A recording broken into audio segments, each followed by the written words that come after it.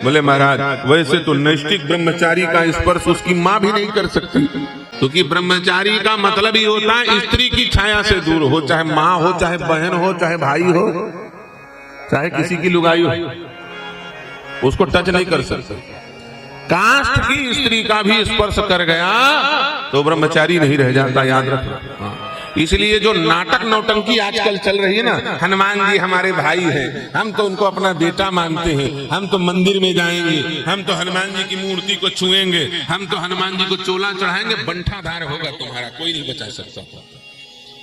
तुमको पढ़ना तो हनुमान चालीसा दूर से खड़े होकर पढ़ लो, हनुमान जी को छुओगे तो मरोगे, बचोगे नहीं,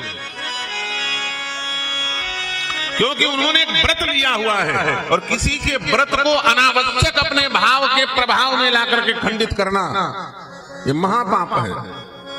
हनुमान जी की मूर्ति को यदि किसी स्त्री की छाया पड़ जाए तो हनुमान जी 6 महीना के लिए उस प्राण प्रतिष्ठित मूर्ति को छोड़ के भाग जाते हैं, उसमें नहीं आता। सोचो, और जिस मूर्ति को स्त्री छू ले हनुमान जी सदा सदा के लिए उस मूर्ति का परित्याग कर देते हैं, फिर दोबारा लौटते नहीं, ये सिद्धांत है, ध्यान से सुन ले। इसलिए जबरदस्ती की मुसरियाई मत करना, उनका मारा पानी नहीं मांगता। ये देवता हमारे जो मूर्तियां बनाई गई है ना, देवताओं की मूर्ति प्रतिष्ठित होती है, ये मूर्तियां एक मशीन के जैसे काम करती है। किसके जैसे काम करती है? मशीन के जैसे। तुम उल्टा पुल्टा करोगे तो मशीन नहीं छोड़ेगा। तुम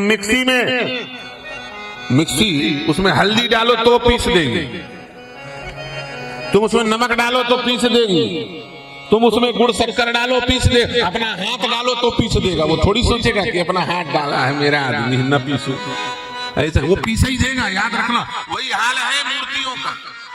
इन मूर्तियों की जो मर्यादा शास्त्र में वर्णित है उसी के अनुसार अर्चा पूजा करो। इधर उधर आए बाएं साएं करोगे तो जय सिया राम, फिर बचने वाले नहीं हो। तुम मानो चाहे ना मानो, बाद में चिल्लाना मत, गड़बड़ हो गया। इसलिए ब्राह्मण देवताओं के परामर्श से शास्त्रानुसार पूजा करना चाहिए, मनगढ़ंत मनमुखी नहीं। हाँ, ये नहीं कि सबरी ने जूठे बेर खिलाए तो हम जानबूझ के जूठे बेर खिलाए। अब भाव हमारा वैसा है नहीं, नाटक और करें, घड़ियाली आंसू बहाएं, ये कोई उचित है क्या? गलत बात। भगवान की भगवत्ता में कोई कमी नहीं है, लेकिन आपके भाव में कमी है।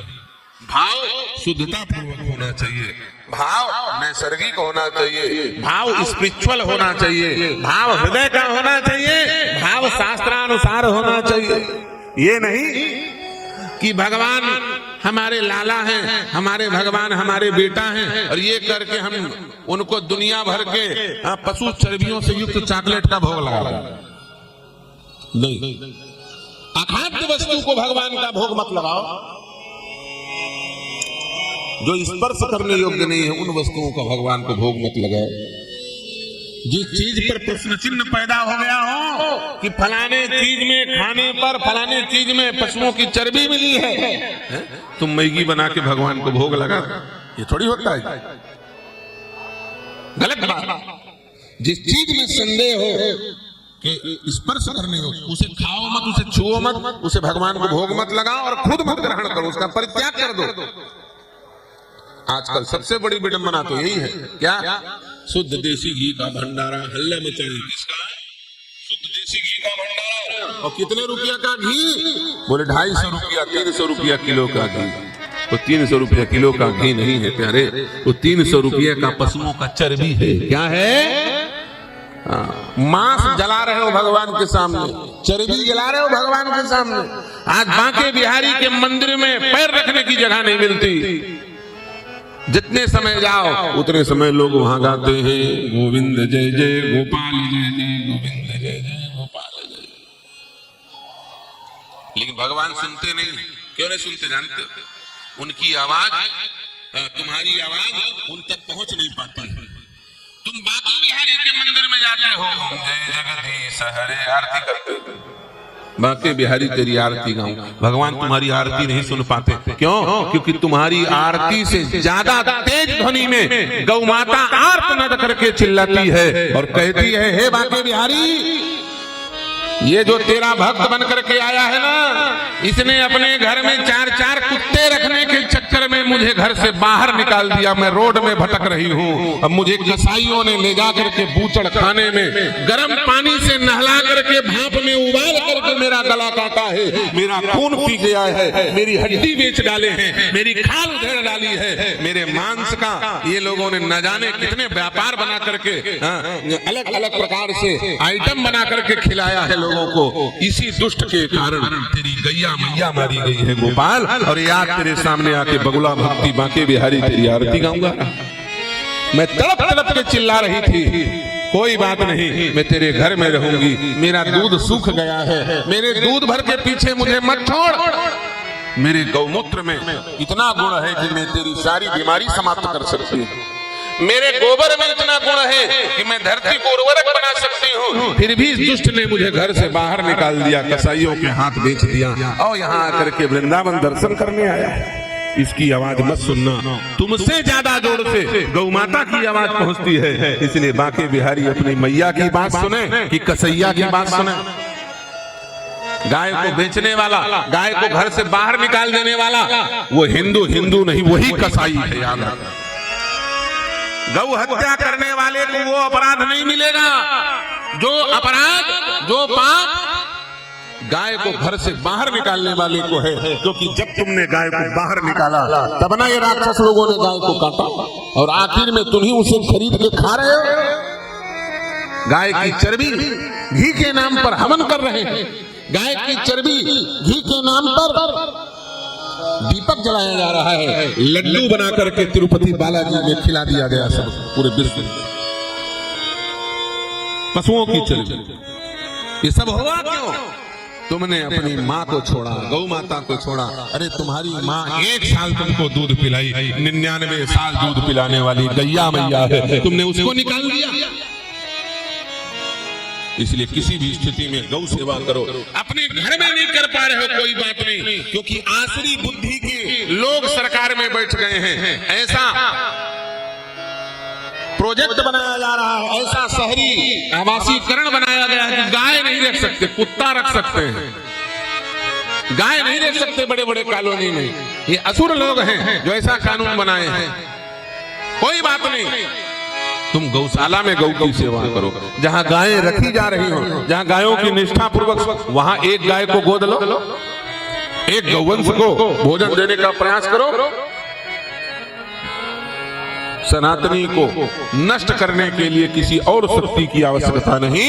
हिंदू स्वयं अपना शत्रु बन गया है और अपना ही विनाश कर रहा है।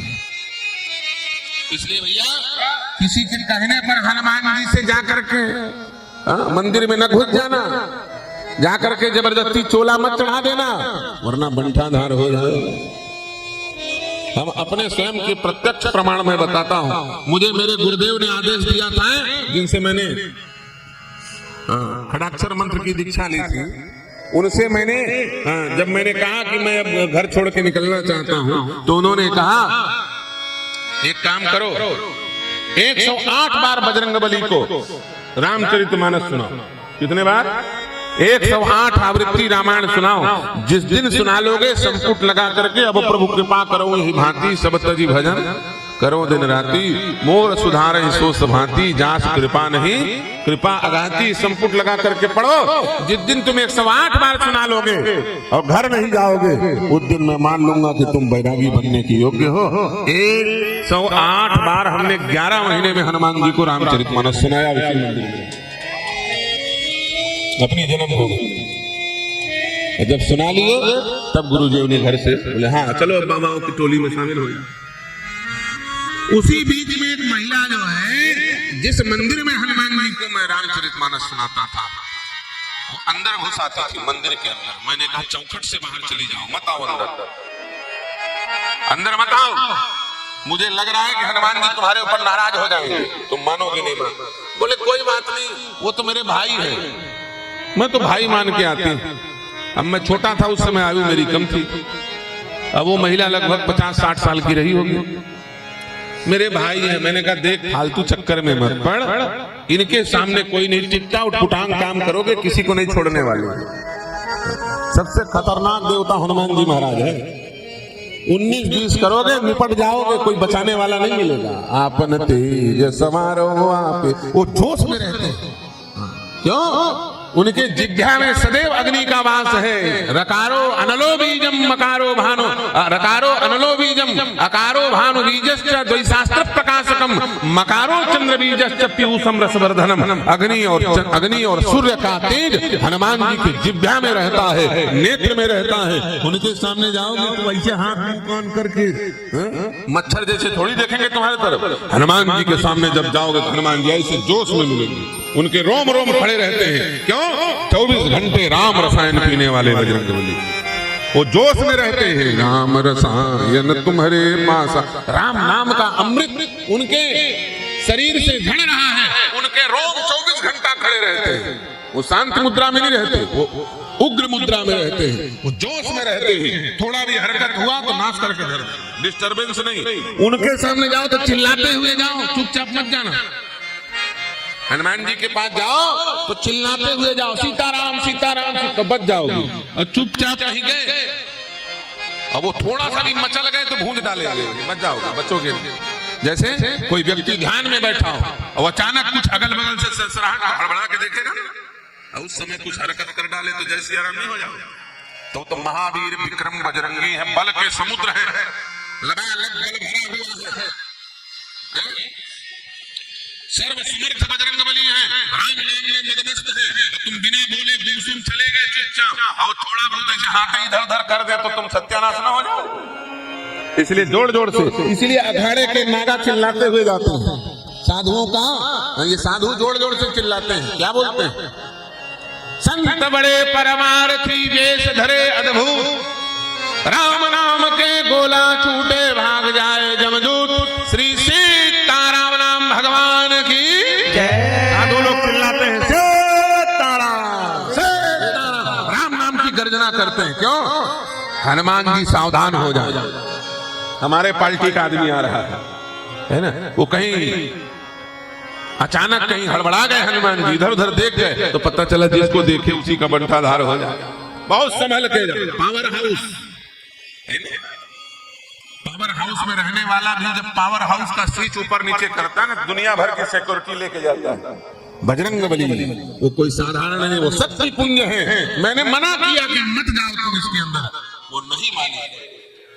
मेरा भाई, मैंने कहा देखो मैं तो रामचरितमानस सुना रहा हूँ, वो बैठ के सुन रहे हैं। इस मूर्ति में पहले थे कि मैं नहीं जानता, लेकिन मैं जब से बैठा हूँ मैं जानता हूं कि इस मूर्ति में दिव्य तेज आ गया है। पहले मैं हकलाता था, जैसे कोई हकलाते हैं ना, हकला बाबा बाबा ऐसा करते हैं ना, कई लोग बोलते समय हकलाते हैं, मैं हकलाता था।